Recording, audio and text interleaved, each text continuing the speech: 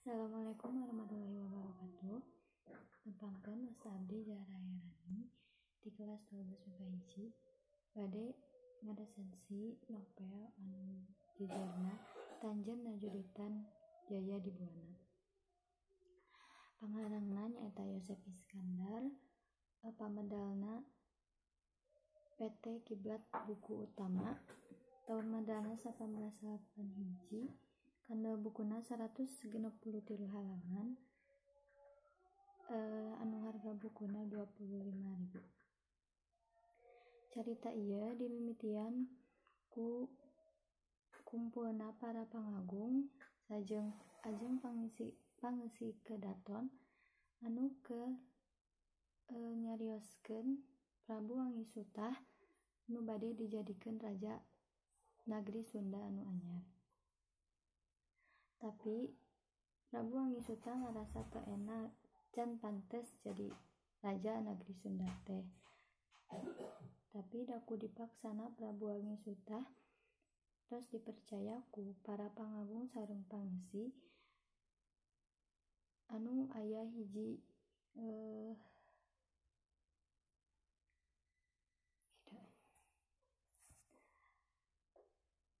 loba pertimbangan ti para pangagung jang ngajadikeun raja eta Prabu Wangisutah teh.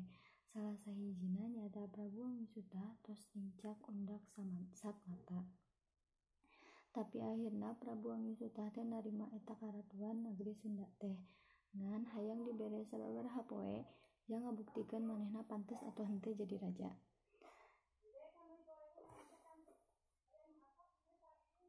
Prabu Wangisutah diuk dina saungan ku dipaksana ku para pangagung pikeun jadi ratu Nagri Sunda. Prabu Bunisora ngayakinkeun eta Prabu Wangisutah teh jeung manehna pantes jadi raja teh. Jeung disebutkeun undakan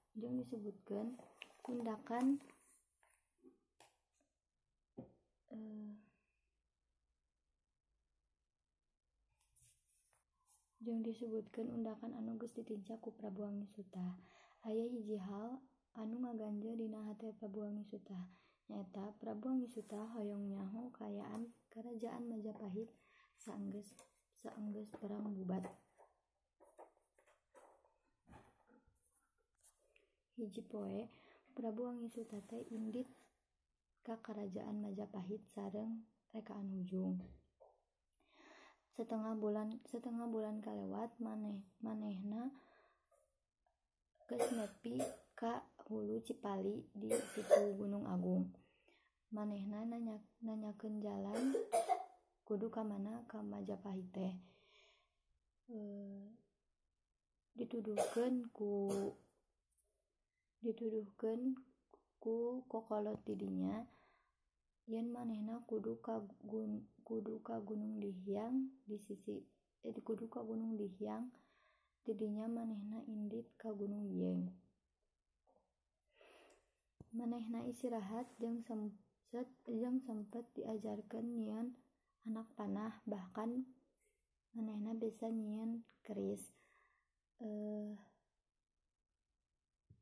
Di dinya manehna indit ka Pasir Dayeuh Majapahit bari mawa pakarang anu dititipkeun. Di tengah jalan papanggih punggawa tuduh jalan. Keur indit ka Pasir Dayeuh Majapahit, maranehna papanggih jeung rampung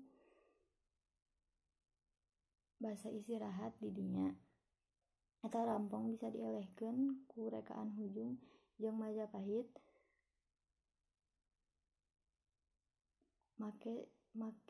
make siki jaatna Prabu Wangisutah.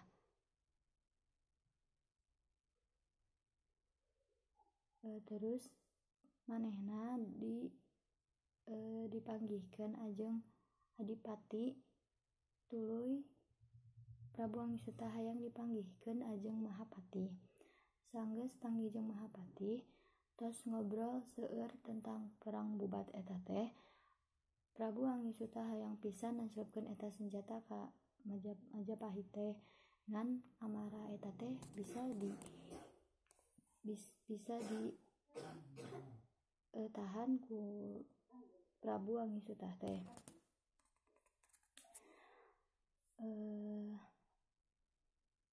Teu kungsi lila ngobrolkeun eta perang bubat. Prabu Angisutah jeung rekan Hujung balik deui. Di tengah jalan pangbalikan ngadenge Prabu Angisutah teh ngadenge yen Majapahit teh maot.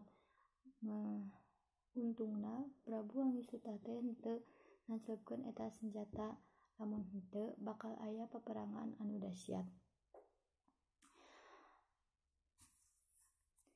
Saprak balik ti kerajaan Majapahit, Prabu Angisutah ngumumkeun yen manehna narima eta karatuan nagri Sunda teh. Kacida atohna eta para pangagung sareng pangeusik kedaton teh ku ayana Prabu Angisutah. Dina umur anu ngora, Prabu Angisutah bisa ngolah pamarentahan ku keadilan ajeng kawicaksanaanan. Hiji mangsa Prabu Angisutah bade ngalongok Prabu Bunisora ka geger omas, ngan teu disangka-sangka Prabu Bunisora maot. Waktos teu karasa tos nincak 137 Masehi, Prabu Angisutah hiji poe Prabu Angisutah ngadenge sawala-sawala ti kerajaan Majapahit yen kerajaan Majapahit teh bade naklukkeun kabeh karajaan sanusantara. Prabu Angisutah teh siap-siap da bisi aya serangan tiba-tiba ti kerajaan Majapahit. Isukna Prabu Angisutah teh ngadakeun upacara jang ngaresmikeun 2 batu prasasti anu aya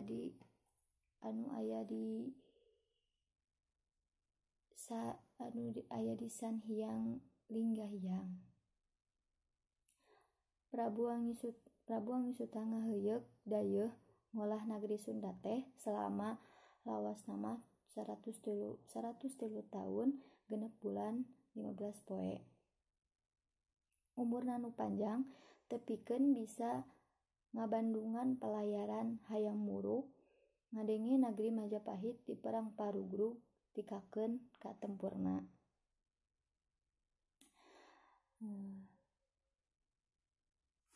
Keadilan jeung kawicaksanaan Prabu Angisutah teh meunang jujuluk Buana Tunggal Dewa ngalantarankeun nagri Sunda tajer najuritan di Jaya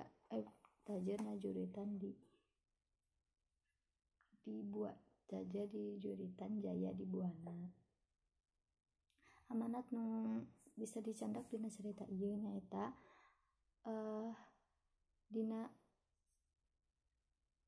ngalaksanakeun pamarentahan atau dina ngalaksanakeun kaayaan hirup urang teh kudu adil ajeng kudu wicaksana dina nyokot tindakan nanaon teh. Sakitu nu kapihatur. Wassalamualaikum warahmatullahi wabarakatuh.